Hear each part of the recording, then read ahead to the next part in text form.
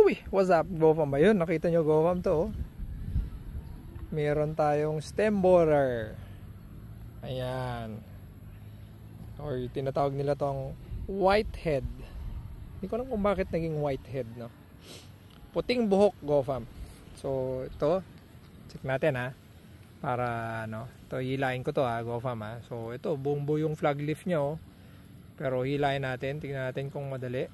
Ayun, oh, dali, oh. Wala man lang ka, ano. So, check natin to. Ayun, nandun pa ang kanyang stem borer.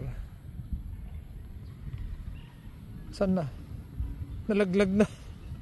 Sayang. Nalaglag na, GoFam. Nandyan kanina, eh. Sorry, ayun. Dito na kanina, eh. Yung uod, sayang, hindi nakita. Or pumasok. Pumasok ay wala. Sayang, nalaglag na. Nalaglag na, GoFam. Nandyan kanina. Sakto, nandito. Pagkabunot ko, nandun yung uod, eh.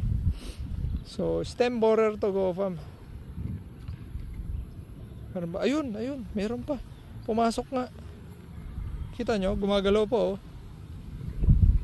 Gumagalaw po siya, GoFam. So, stem borer, GoFam. Pag may mga ganitong simptomas na, ayan, yung mga ganyan na, GoFam.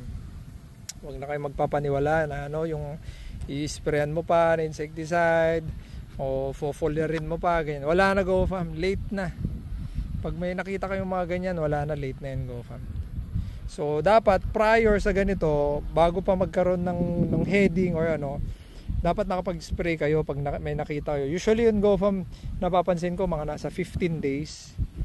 Usually yun, merong mga dumadalaw sa inyo mga mga paru-paro, puting paru-paro, GoFam.